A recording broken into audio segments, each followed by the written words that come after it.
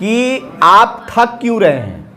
मैं अपनी बात नहीं कह रहा हूं, जेम्स एलन एक महान विद्वान थे, उन्होंने इस बात पर रिसर्च किया कि what is the secret of health success and power, हमारे स्वास्थ्य, सफलता और शक्ति का क्या रहस्य है।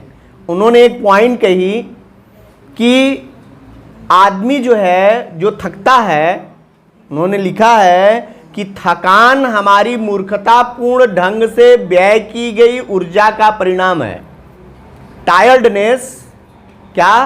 Tiredness is the result of our foolishly wasted energy. Line note कर लो दिमाग में। क्या?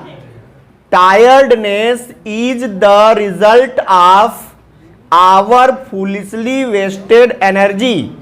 थकान हमारी व्यर्थपूर्ण ढंग से व्यय की गई ऊर्जा का परिणाम है। फिर व्यर्थ कहां हो रहा है भाई? आप ऊर्जा लगा रहे हैं, ऊर्जा लगा रहे हैं ना काम में। अब ये काम से आप थक रहे हैं, काम से थकान नहीं होती, थकान काम का परिणाम नहीं होती, दिमाग से निकालिए। Every work is beneficial for health. कार्य हमारे स्वास्थ्य के लिए लाभदायक होता है और कार्य हमारी ऊर्जा को बढ़ाता है, इसलिए कोई कीमत नहीं है इसमें और आपको कोई डाउट नहीं होना चाहिए कि कार्य करने से आप थकते हैं। ये बिल्कुल गलत सोच है कि हम कार्य करने से थकते हैं। उन्होंने एक लाइन में कहा कि कार्य करने का तरीका आपको पता नहीं है, इसलिए आप थकते हैं। Tiredness is the result of foolishly wasted energy का मतलब क्या है कि आपको कार्य करने का तरीका पता नहीं है। अब ये बात समझो कि कार्य करने का तरीका क्या है।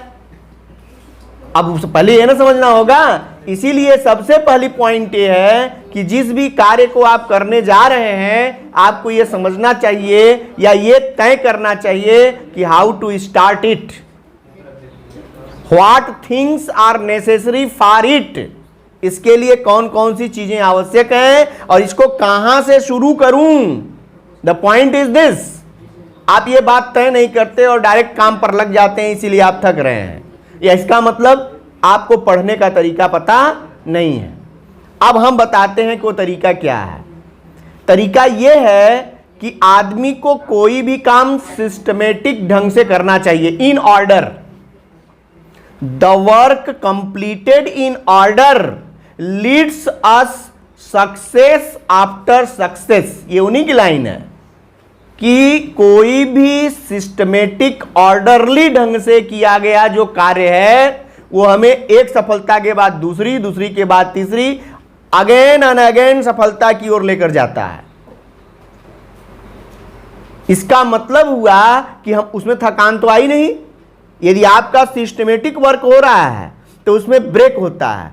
Change of the work is a kind of rest. आप कहते हैं कि आप थकान, आपको जो आप थक गए हैं, अब थक जाने का परिणाम क्या है कि आप सो जाइए। आपके मन में तो यही बात आती है ना कि थकान का परिणाम, थकान का जो एक तरीका ये इलाज, थकान का इलाज क्या? आराम। आप यही समझते हैं, यही समझते हैं ना कि थक गए तो आराम करेंगे, सो लेंगे तो हमारी थकान मिट जाएगी। आप जानिए, आपने कभी प्रयोग नहीं किया होगा, करके देखिए। Change of the work is a kind of rest. क्या? Change of the work is a kind of rest. जिस कार्य को करने से आपको थकान हो रही है उस कार्य को ब्रेक कर दीजिए, नेक्स्ट कार्य करना शुरू कर दीजिए। दैट वर्क विल बी या will make you energetic. That work will make you energetic. वही कार्य आपको ऊर्जावान बना देगा, थकान आपकी दूर हो जाएगा। आराम हराम है, आराम हराम है।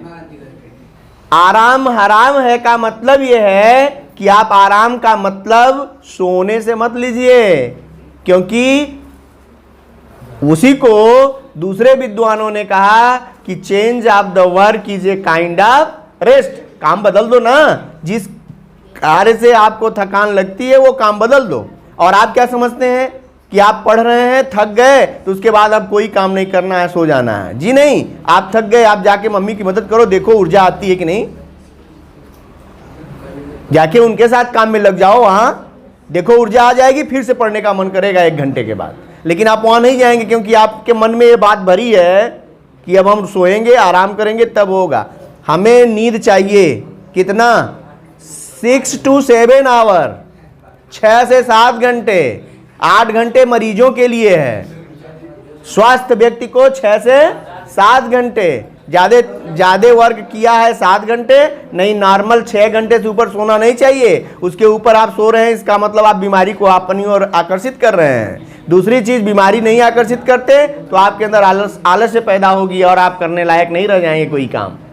इसलिए बांध दो अपने नींद को 6 घंटे में। हाँ, ऐसे सो जैसे गलत क्या है कि अभी इसने कहा कि हम जाते हैं घर पे, फिर कुछ करने का मन नहीं करता, सोने का करता है। सो लो, 2 घंटे सोने के बाद फिर खाना खाने के लिए जगाया जाएगा ना, उसके बाद आपको नींद नहीं आएगी, फिर आपको रात में जागना पड़ेगा, आपकी नींद व्यर्थ चली गई। आप पढ़ेंगे, फिर आगे जाकर के जब आप जागने का समय होगा तब आपको नींद आना शुरू होगी। ये जो नींद आ रही है तुमको, इसी का कारण है। और नींद को 1 दिन मार दो तुम, और खाना खाने के बाद सो, 6 घंटे लगातार सोना, बीच में ब्रेक नहीं, खुद ही ब्रेक नहीं होगा। तुम यदि अपनी टाइमिंग सेट कर लो कि हमको 9 बजे खा के सोना है, तो 9 बजे तक चाहे जैसे जागना है जागते रहेंगे, और 9 बजे खाना खा के सोएंगे, ठीक 6 घंटे के बाद तुम्हारी नींद खुल जाएगी। आदत डालनी पड़ेगी। अब उसे भले ही 10 घंटा सो जाओ, 6 घंटे के बाद अलार्म से जागो। 1 हफ्ते 6 घंटे के बाद अलार्म से जगो, और अगले दिन तुम फ्रेश न महसूस करो तो बताओ। ये सब किया हुआ है, मैं भी ऐसे करता था। जो तुम कर रही हो मैं कहकर छोड़ चुका हूं, क्योंकि मैं भी विद्यार्थी रहा हूं। इसलिए मैं इन बातों पर विश्वास नहीं करता। मैं ये जानता हूं कि एक स्वस्थ शरीर के लिए 6 घंटे की नींद आवश्यक है, वो पूरा होनी चाहिए। और वो कंटिन्यू, ये नहीं कि 2 घंटा वहीं 2 घंटा बाद में। 2 घंटे अभी 2 घंटे बाद वाली नींद नहीं होती, वो आपकी ब्रेकिंग हो गई। और जबकि नींद कंटिन्यू 6 घंटे होनी चाहिए, विदाउट एनी ब्रेक। एक बात ध्यान दो। और 6 घंटे कंटिन्यू नींद ब्रेक नहीं हुई है और आप सोएंगे तो 6 घंटे ब्रेक हो ही नहीं करेगी, वो अपने आप 6 घंटे तक रहेगी। तो कंटिन्यू सो करके उठिए और अगले दिन नींद आ जाए, बताना तुम हमको। आज मत सोना और 10 बजे सोना और 4 बजे उठना, और कल नींद आएगी तो बताना तुम हमको। नींद तुम्हारी पूरी हो करके आएगी। और नींद अधूरी इसीलिए है क्योंकि जाकर पहले 2 घंटा सो लोगे, फिर रात में जल्दी नींद नहीं आएगी, कुछ देर तक पढ़ोगे, इधर उधर करोगे, फिर सोओगे, 4 घंटा उधर सो लिए, 2 घंटा इधर, 6 घंटे, तुम्हारी नींद पूरा नहीं हुई, वो ब्रेक है। कंटिन्यू होनी चाहिए 6 घंटे की नींद, 6 से 7 घंटे कंटिन्यू सोना है। वही आदमी स्वस्थ भी होता है, वो बीमार नहीं होता, कभी जान लो। जो आदमी 6 घंटे से 7 घंटे कंटिन्यू सोता है, यानी रात में नींद कंटिन्यू हुई, एक बार सोया तो एक बार जगा, तो ये समझो कि उसकी नींद पूरी हो